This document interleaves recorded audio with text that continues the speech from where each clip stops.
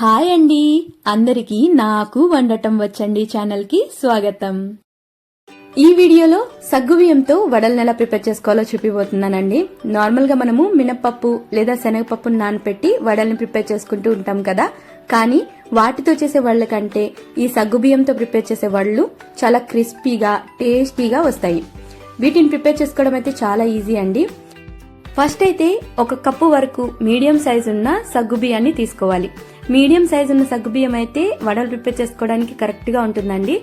దీన్ని వాటర్ లో ఒక 2-3 సార్లు నీట్ గా కడిగిన తరువాత మనం ఏ కప్పుతో అయితే సగ్గుబియ్యం తీసుకున్నామో అదే కప్పుతో 2 కప్పుల వాటర్ పోసుకుని మినిమం 2 గంటల నుంచి 1 గంట వరకు నానపెట్టుకోవాలి.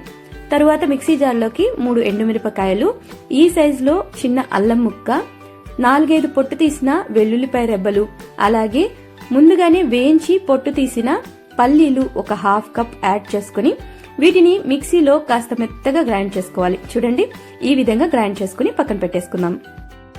ఇప్పుడు మనం ముందుగా సగ్గుబియ్యాన్ని నానపెట్టుకున్నాం కదండి, అది 1.5 గంట తరువాత చక్కగా నానిపోయింది.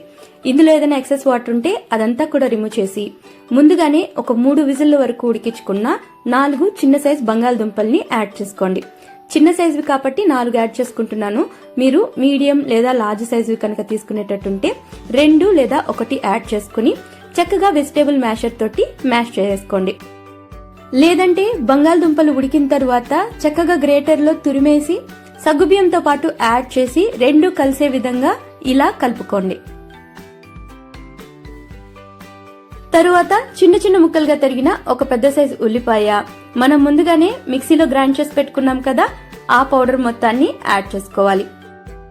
అలాగే 1/2 టేబుల్ స్పూన్ వరకు సోంపు, రుచికి సరిపడా ఉప్పు, సన్నగా తరిగిన కొన్ని కరివేపాకు రెమ్మలు, అలాగే కొత్తిమీర రెమ్మల్ని యాడ్ చేసుకోవాలి. ఇవన్నిటిని చక్కగా మిక్స్ అయ్యే విధంగా కలుపుకోవాలి. చూడండి, ఇలా చక్కగా అన్ని కలిసే విధంగా మిక్స్ చేసి పెట్టుకోవాలి. తరువాత ప్యాన్ లోకి డీప్ ఫ్రైకి సరిపడా ఆయిల్ ని పోసి వేడవనిద్దామండి. ఆయిల్ వేడయ్యేలోపు మనం కలిపిన పిండి ఉంది కదా, దాన్ని వడల షేప్ లోకి ప్రిపేర్ చేసుకుందాం.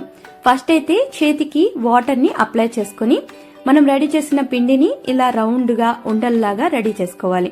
ఈ ఉండని చేతి మధ్యలో పెట్టి చక్కగా ప్రెస్ చేసినట్లయితే ఈ విధంగా వడలాగా వస్తుంది కదా, మధ్యలో హోల్ ని చేసుకోవాలి.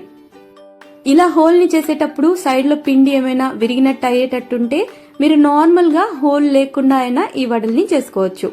తరువాత ఆయిల్ వేడైందా లేదా అని ఒక్కసారి కాస్త పిండి వేసి చెక్ చేసుకోండి. పిండి వేసిన వెంటనే పైకి ఈ విధంగా తేలినట్టయితే హీట్ పర్ఫెక్ట్ గా ఉన్నట్టు.